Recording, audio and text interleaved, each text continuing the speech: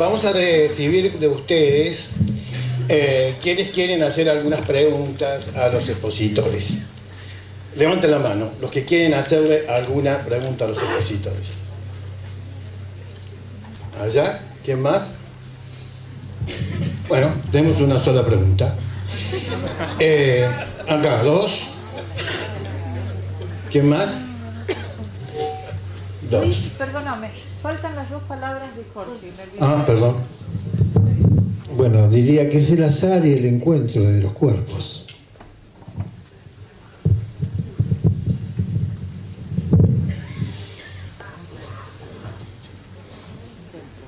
Si uno ensayara rápidamente, después de escuchar a los señores expositores, un resumen de esto, lo que me parece que tendremos que darnos cuenta del esfuerzo que hacen ellos de deshacer el nudo de la pregunta y que finalmente nos ofrece el misterio. Nos deja siempre con preguntas abiertas y con una especie de categoría de que esto es posible, esto es un azar, es una casualidad, es una gracia, un regalo, una situación realmente hermosa, y que el mensaje que me parece que podemos recibir es que esto hay que cuidarlo, hay que amarlo y hay que comprenderlo, no únicamente con un refuerzo mental, lógico, sino también con una captación sentimental. Y sería interesante ver cuál es esta misión que tiene sentimientos para la comprensión de la vida. Y a lo que se agrega, que no se trata únicamente de buscar por lógica, que no se trata únicamente de encontrar sentimentalmente, sino que se trata básicamente de hacerla a la vida y cuidarla. Esto es, me parece que puede resumir, si no exagero en el resumen. Lo que sí es interesante ver es que tanto la lógica como la poesía termina en plantearnos la necesidad de nuestro compromiso con la vida y para cuidar la vida. Me parece que este es el resumen de hoy. La pregunta entonces eran dos personas. La primera pregunta allá, ¿cuál es? Pablo Cisterna, ¿qué puede decir acerca de la vida como fenómeno antientrópico, si es el único fenómeno antientrópico que se conoce? Sí, la vida es un fenómeno antientrópico en el sentido de que una de las características de un organismo viviente es que absorbe materia que tiene baja entropía y excreta materia que tiene más entropía.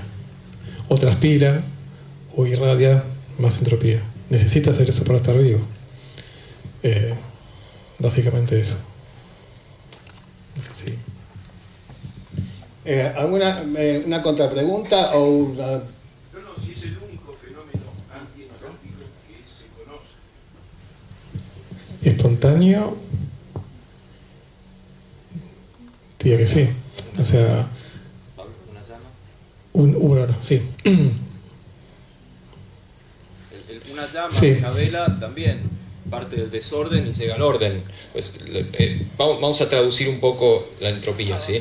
Entropía es una palabra de estos que están ahí, que podría definirse como una medida del desorden, ¿sí? Cuanto más desordenado algo, más entrópico es. Un cuarto de un hijo adolescente, por ejemplo, es un lugar absolutamente entrópico. Pero resulta que la vida va en contra de eso. Nosotros somos cosas que ordenamos la materia para poder estar vivos y mantener esa vida. De hecho, hay un libro de físicos, un tipo muy grosso que se llamaba Erwin Schrödinger, librito cortísimo, de menos de 100 páginas, se llama ¿Qué es la vida? Ese libro propone que la vida tiene como características armar orden a partir del desorden. Y ese libro es el origen de la biología moderna. Lo escribió un físico, ¿sí? Pero es el origen de la biología molecular. Sin embargo, hay excepciones, que es tu pregunta. Una excepción cotidiana es una llama de una vela. ¿Sí? Justamente hace entropía negativa, genera orden a partir del desorden, que son los componentes que están ahí dando vueltas. Pero yo aclararía que lo que dice Diego en cuanto a la llama, el orden está en la llama misma. Obviamente, en la llama.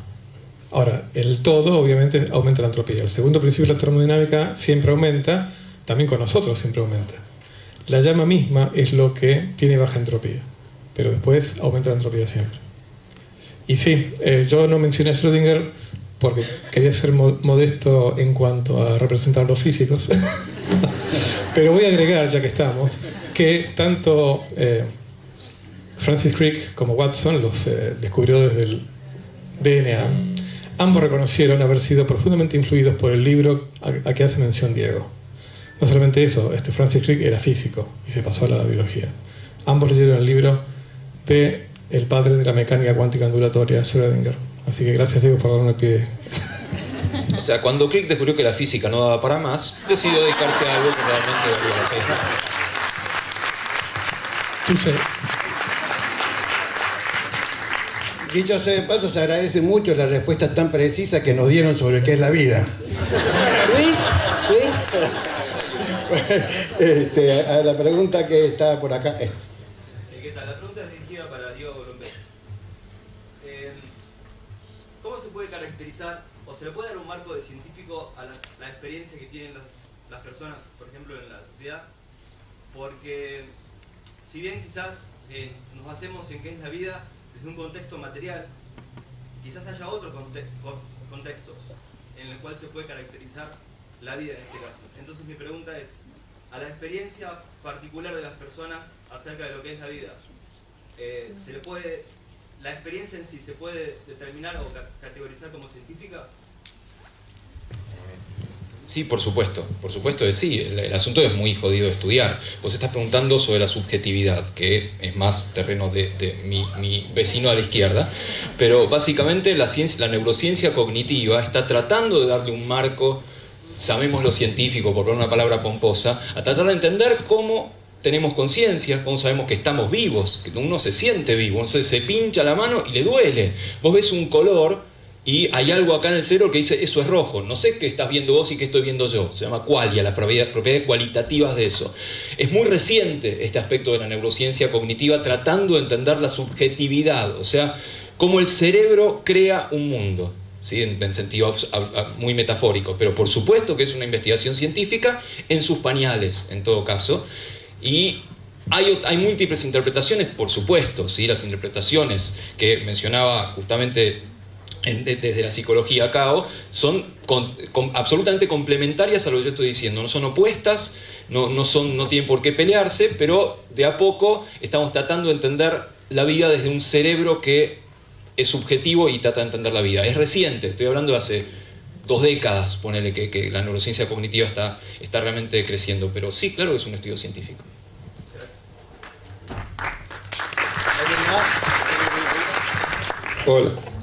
Hola, ¿soy yo? Sí. Acá. ¿Dónde? Acá. No, perdón. Está por allá, pero el micrófono está acá.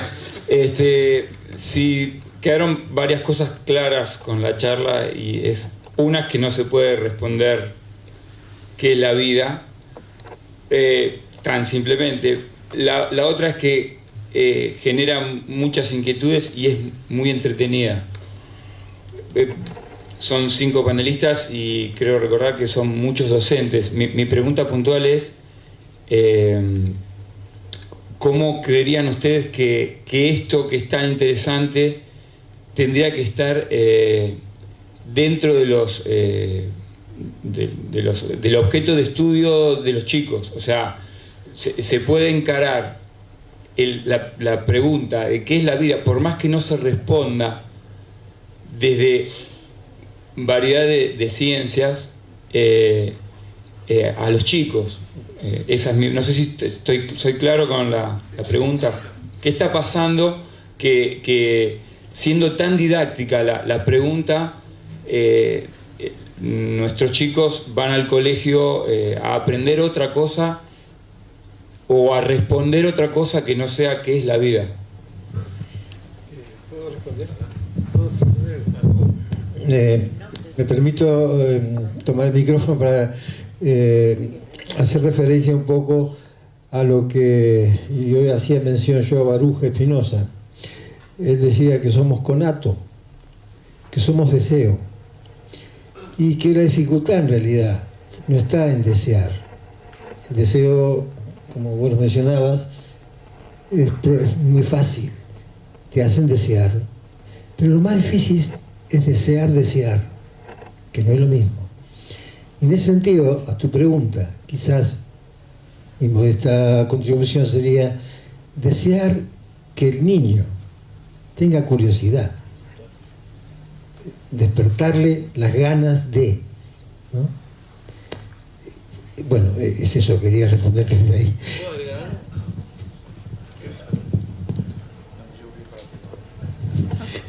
A mí me parece que acá cuando Lentini plantea el tema de los griegos antiguos, está planteando un modelo distinto del ser humano. Por supuesto que no vamos a volver a los griegos antiguos porque también tenían lo suyo, ¿no? Era una sociedad esclavista, etcétera, etcétera. Pero lo cierto es que a veces lo que falta es una especie de integración de la pregunta. En realidad los estudios académicos, tanto en la primaria como en la secundaria como en la universidad, fragmentan el campo. De hecho, acá estamos fragmentados en 5 pedazos, digamos, de observación y de análisis y de búsqueda de la verdad por distintos caminos. Quizá esto también alude a la complejidad. Cada vez estamos más fragmentados, cada vez nos preguntamos menos por cosas más fundamentales. Y creo que es interesante esto de los griegos antiguos, porque en realidad, cuando él planteaba lo de Nietzsche, ¿no? lo dionisíaco y lo apolíneo en la música, ¿no? como él lo consideraba, estaba vinculado a una búsqueda a través de la interrogación. Cada vez hay más respuestas que no sirven para nada y hay menos preguntas, que es lo que dice, que sería, el ser humano se tiene que preguntar, tiene que seguir preguntándose. Ya no le basta darse respuestas, porque las respuestas que se da a veces lo tranquilizan, lo calman, pero finalmente lo dejan en el vacío. Mucho más que se enfrenta al vacío. Es decir, que si de pronto acepta que la vida también es vacío. Antes hablaban de la entropía como la cuestión del cosmos, del orden. Bueno, los griegos antiguos para algo planteaban que había como 2 modelos antagónicos, cosmos y caos. No, esto tiene que ver con mi apellido, es otra cosa, pero que tiene que ver con que no solo el orden, sino también el desorden. El desorden también tiene un lugar y tiene que tener un lugar, y el vacío tiene que tener un lugar. No siempre el ser humano tiene que buscar el deseo para quedar lleno. De hecho, a veces queda lleno y se siente vacío, ¿no? Porque ese lleno, lo vemos en la sociedad de consumo con mucha claridad, es un lleno que no llevó a la interrogación, y en realidad estamos más hechos de incertidumbres que de certezas. Vos tenías una cosita rapidita. Sí. Creo que el gran problema es que la mayoría de los profesores y maestros no han tenido una madre partera, un poco haciendo referencia a los griegos antiguos. Se supone que la madre de Sócrates era partera, y se supone que eso influyó en la forma en que Sócrates transmitía el conocimiento. En realidad no lo transmitía, sino que buscaba que apareciera en el propio alumno. Creo que seguir ese camino podría traer algunas novedades pedagógicas, ¿no? Sí. Tenías vos acá. Perdóname, Luis, quiero seguir el hilo de esta... Perfecto. Que yo primero me estaba refiriendo a los presocráticos, en principio, ¿no? Digamos, creo que la relación con Sócrates y el saber era muy distinta a la que estaba planteando, y sobre todo la que da origen al arte, etc. Pero, por un lado. Por otro lado, sí, el pueblo heleno tenía sus formas particulares de modo de producción, igual que las que tenemos ahora. Son tan o más esclavistas como podemos llegar a ser en este preciso momento, no sé si ahora peor en algún punto, porque dentro de todo ellos lo ubicaban dentro de cierto marco, y bueno, acá también, pero bueno. Y no, con respecto un poco a la pregunta, y creo que estamos todos de acuerdo, me parece que para mí, digamos, la pregunta ¿qué es la vida? Más allá de lo insondable y del misterio y de escuchar así cosas así muy interesantes, finalmente vuelve a poner en evidencia el dispositivo del pensamiento, de una manera descarnada, y que en algún punto es, digamos, creo que ese es el alejamiento, por lo menos que yo planteaba, de otro tipo de conocimiento que está como fracturado y que tiene que ver con estudiar desinteresadamente, no porque vamos a ganar nada, no porque hay un Nobel detrás, no porque hay un premio, no porque hay una beca, no porque si no, de hecho, bueno, acá podríamos todos hablar largo sobre eso, pero que lo que se rompió es esa fractura humanista, para mí, digamos, en relación a acercarse al saber con el corazón abierto y con los bolsillos vacíos, y volver a consultar y a escrutar desde un lugar muy íntimo y muy serio. De hecho, hay un libro muy reciente que se llama La inutilidad de lo inútil, de Nuccio Ordini, un catedrático italiano, muy recomendable, también es un libro muy chiquito, son todos libros chicos y buenos, en donde da un examen serio de cómo en las ciencias exactas hay una cantidad de grandes problemas sobre que el dinero que va a parar a proyectos de investigación no finalmente se utilizan como se tienen que utilizar, de que hay grandes librerías en Europa, por ejemplo, por citar uno, Gallimard en el barrio latino, que cerró, es increíble. Cada vez hay menos libreros, cada vez es más difícil encontrar libros que estén buenos para leer. Y creo que tiene que ver un poco, más allá de tu pregunta, tiene que ver con un estado sobre cómo estamos entendiendo lo que es saber y conocer y preguntarnos. Y creo que los presocráticos iban con los colmillos apretados en ese tema, no se les escapaba una. De hecho, hoy por hoy, bueno, todo lo que somos viene de Grecia y ellos no tienen un equipo de fútbol ahora, más o menos. Allá.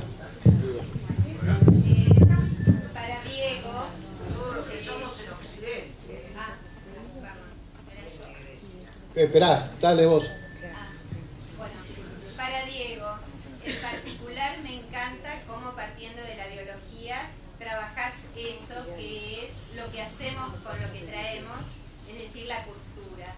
Soy antropóloga, entonces lo valoro especialmente. Me gustaría que nos dijeras algo acerca de la diversidad sociocultural. Y algo que suele funcionar mucho en el sentido común. La cultura está en nuestro cerebro, cómo interactuamos con nuestro medio y con nuestras experiencias culturales. Sí.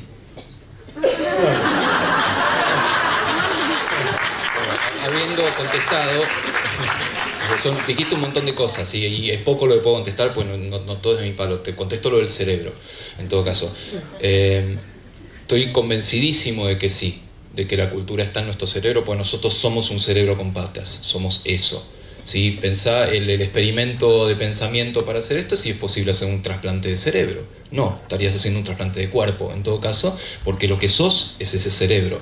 Ahí es donde están tu historia, tus memorias, tus emociones, tus sensaciones, y eso es lo que uno define como cultura.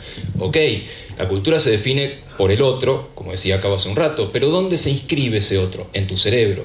Nuestro cerebro, nosotros estamos acostumbrados a pensar de acuerdo con un lema que todos aprendimos en el secundario y algunos en la universidad, que dice neurona que para, neurona que cierra. O sea, si se te mueve una neurona en el cerebro adulto, cagaste, no se reproduce.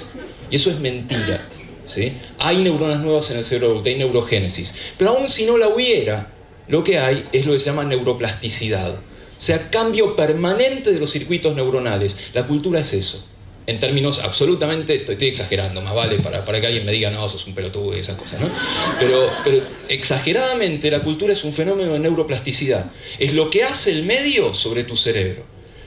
Estoy siendo determinista, simplista, etc. Pero estoy llevando al absurdo lo que realmente pienso, que es que somos nuestro cerebro. Por supuesto, el cerebro, en ausencia del otro, se va a desarrollar de una manera completamente diferente a un cerebro social.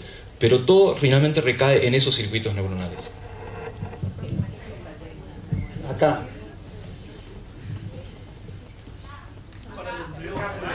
Espera. Sí, yo lo creo.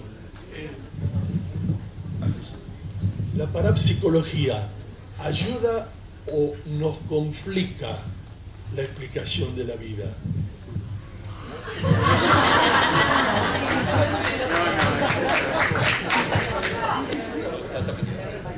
¿La qué? Bueno, voy a seguir con tu... bueno, el tema es este. A mí me parece que el ser humano, ¿se acuerdan que comentamos al principio? Siempre está significando el mundo, está inventando y recreando el mundo constantemente. También recrea aquello que no ve. No solo recrea lo que ve, también recrea lo que no ve. Es decir, el ser humano no puede escapar de darle sentido a todo. Entonces, por eso los marcianos, ¿no?, son verdes, tienen cabeza grande, no sé si ustedes vieron algunos, pero tienen esas características. Esta es una proyección obviamente humana, como todo, porque cuando alguien dice Tucumán está lejos, lo dice desde Mar del Plata, porque para los tucumanos, Tucumán no está lejos. Y cuando alguien dice la montaña es alta o es baja, bueno, cualquier apreciación nuestra está asignada por esta significación. Entonces la parapsicología también forma parte de lo humano, como también una vez me preguntaron en relación con la mitología griega y la mitología china, ¿no?, en relación con los dragones. ¿Los dragones existen? Claro que existen. Desde el punto de vista de que el ser humano los piensa, los puede dibujar, les crea relatos para narraciones, como el caso de las sirenas o el caso de las arpías, las esfinges, el hombre lobo, todo esto existe, el fantasma, los fantasmas, porque el ser humano lo crea. O sea, esta creatividad que a veces se da en la ficción, a veces se da en la ciencia con otra rigurosidad, ¿no es cierto?, porque hay que experimentar y ver si esto realmente se reproduce, forma parte del humano. De hecho, esto lo dijeron varios, entre ellos Marx: nada de lo humano me es ajeno. Es decir, lo humano está en todo, es decir, son todas manifestaciones de la cultura, de la sociedad humana. La parapsicología también. No hay nada que caiga fuera de una sociedad humana que en un momento dado produce determinado tipo de manifestación. Eso es lo que decíamos con la significación. El ser humano está siempre en la búsqueda del sentido. Y ese sentido va cambiando con el tiempo. Hoy el sentido, esto que hablamos antes de los griegos, el sentido podía estar en un momento en Atenas. Bueno, después puede estar en Roma. Después puede estar donde sea hegemónico el lugar, o va a ir cambiando. Acá les digo una frase que ustedes la conocen, seguro, de Manrique: caminante no hay camino, se hace camino al andar. ¿Esto qué quiere decir? Que realmente, permanentemente el ser humano está generando su propio camino, ¿no? Y entre ellos genera ese, el de la parapsicología. Allá, por favor. Hola. Quería preguntarles a los 5, en realidad, si pudiera existir en alguna parte de nuestro cerebro y basado en, no sé, en el cosmos o en lo que me dejaron mis padres, o en alguna parte de mi cerebro, teniendo en cuenta a mis padres, el cosmos y el planeta y el inicio de la vida, de mi vida o de la vida en general, si pudiera ser que como nosotros buscamos un significado para todo, estemos preguntándonos qué es la vida y en realidad capaz que ya lo sabemos, pero como estamos atravesados por el lenguaje y por otras cosas, no tengamos palabras para definirlo, pero sí que en alguna parte de nosotros ya sabemos lo que es. Nosotros vemos un perro y vemos un auto y sabemos que el perro tiene vida, por más de que sea diferente, por más de que... A mí una vez me dijeron que un ser humano sabe lo que es una silla, por más de que sea una silla con una sola pata, o sea una silla con dos, o sea una silla diferente, y sin embargo el ser humano sabe que eso es una silla. Entonces quizás nosotros sabemos lo que es la vida comparado con otras cosas, más allá de que no sepamos cómo definirla. ¿Podría pasar eso? ¿Está? Qué linda pregunta. Marechal decía, de todo laberinto se sale desde arriba, y creo que hay un poco de eso en lo que estás comentando. Simplemente, y voy a responderte y un poco integrando la pregunta de él y también a la respuesta que dio el colega. Hay una mística medieval muy conocida que se llama Hildegard von Bingen. Fue una monja del siglo XII en Alemania. No sé si la conocen, seguro sí, ¿no? Hildegard. Bueno, para los que no, es una figura muy interesante y muy polémica para la historia del arte, pero por lo que estás ahora justo preguntando y por lo que estábamos hablando recién, ella fue compositora, fue música, fue bióloga, fue médica, fue poeta, fue escritora, fue una gran política, fue una gran ideóloga, en fin, la verdad que era una persona así integral. Pero lo más curioso de Hildegard es que, digamos, que todos sus saberes, la verdad que se han mantenido casi intactos todos sus escritos.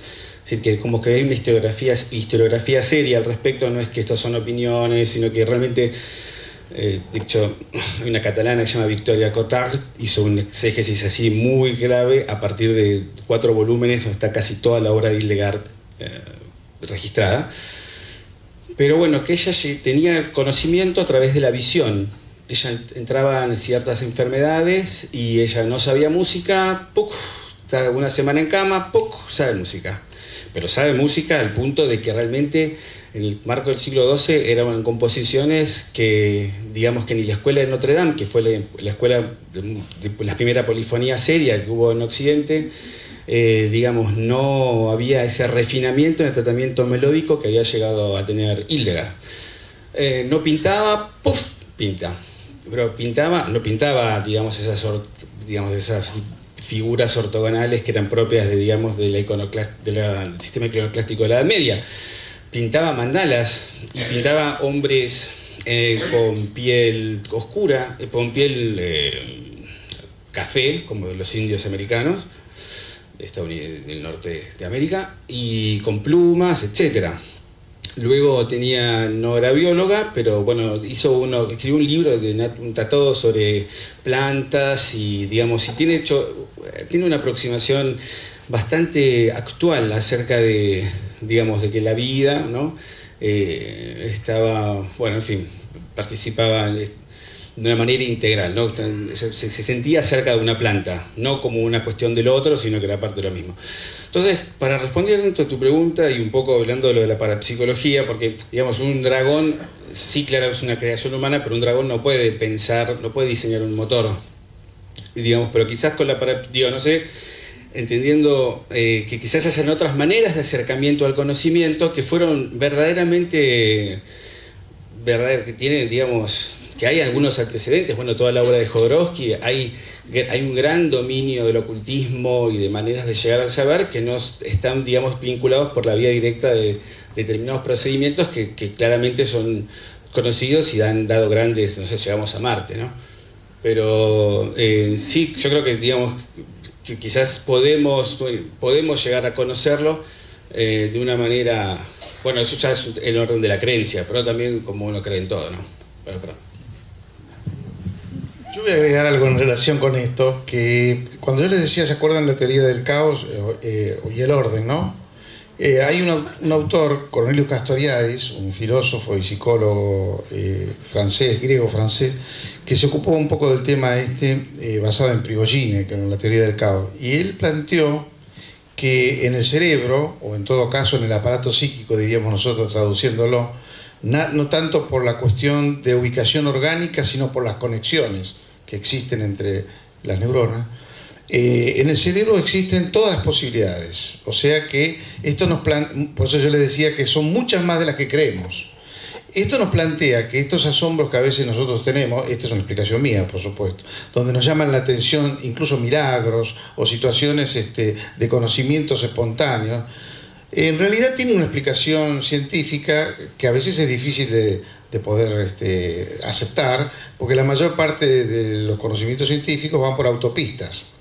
Y en realidad la vida y el ser humano y la sociedad humana no va por autopistas solamente, también toma caminos laterales y va generando sus propios itinerarios.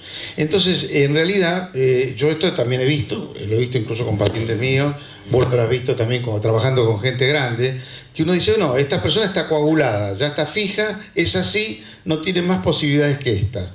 En realidad, el ser humano es infinita casi la posibilidad de creatividad y de recreatividad, de situaciones que no ha utilizado, de conexiones cerebrales que no ha utilizado y que está en condiciones de poder utilizar bajo determinadas circunstancias. Y esto nos explica también el fenómeno de los artistas, por ejemplo, ¿no? Que a veces en algún momento se planteó que están locos, ¿no? Porque en realidad no eran normales. Y sí, no son normales, porque si normal es la norma, el hombre normal produce las cuestiones muy limitadas. El artista va más allá. pone en juego para escribir, para pintar, para hacer escultura, o el científico, que dice, cuando un científico va más allá, ¿qué le dicen? Cuando sale de la academia, está loco, ese científico loco, von Frankenstein, ¿no? Que arma, y esto es interesante para pensar, porque tiene que ver con la sociedad. La sociedad, así como nos habilita a crear, también nos frena la creatividad, nos coloca en autopista. Por eso muchas veces uno ve que un chiquito de jardín de infantes va a un encuentro de ciencia y es un científico en cuanto se interroga, se pregunta, cuando dibuja y coloca el árbol como él se le ocurre, una raya con una cuestión roja y es un árbol. Y la maestra le dice, no, los árboles tienen tronco marrón y tienen hojas verdes. Y después, cuando tiene 40, 50, 60 años, uno le dice, bueno, ¿por qué no haces un dibujo? Y dice, cualquier ser humano prácticamente, yo no sé dibujar.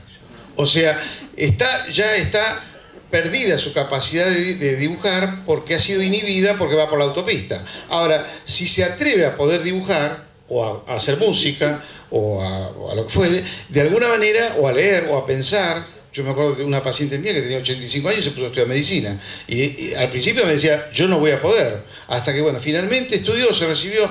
Y esto que dice él, no para el bolsillo o para tener un título, sino por el deseo de saber y por el deseo de interrogarse y por la curiosidad. Esto es fundamental. Hoy en día, como profesores universitarios lo vemos, muchas veces los alumnos no tienen curiosidad, quieren aprobar.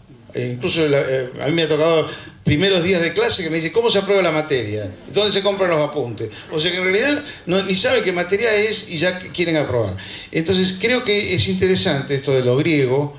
A mí me fascinan los griegos antiguos también por esta posibilidad que tuvo esta cultura en este momento dado. Yo viajo a Grecia bastante y cuando los veo a los griegos actuales digo, bueno, ¿dónde quedaron esos griegos? Claro, en realidad es lo que pasa siempre. Esos son Jung decía, por ejemplo, una cosa interesante, decía que la cultura, la civilización, el momento de la pregunta, es como una linterna que ilumina un espacio. Después va a otro espacio y ese lugar se oscurece y aparece la luz en otro lugar.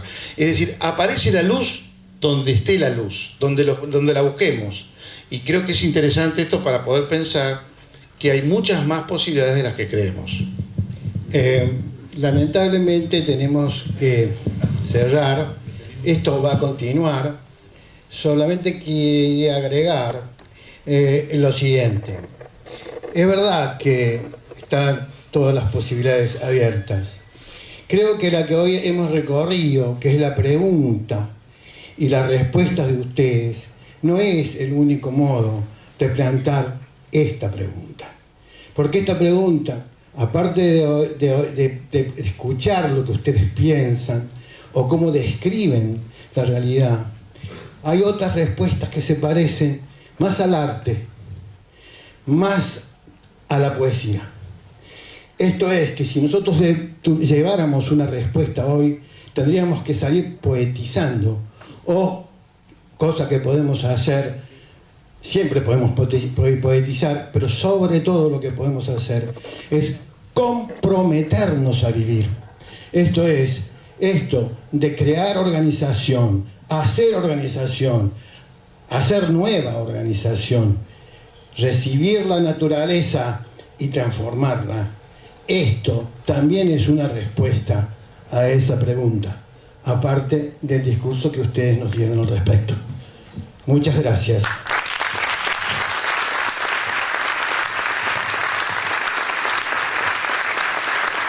Están todos invitados a seguir conversando de estos temas si quieren arriba y tomar algo también con los expositores. A todos ustedes, sí, por supuesto.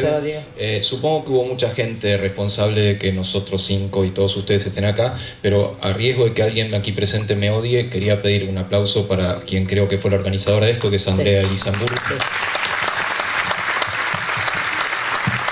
Y está el compromiso para un próximo encuentro, por supuesto. Así que estemos alertas. Muchas gracias. Muy buenas tardes.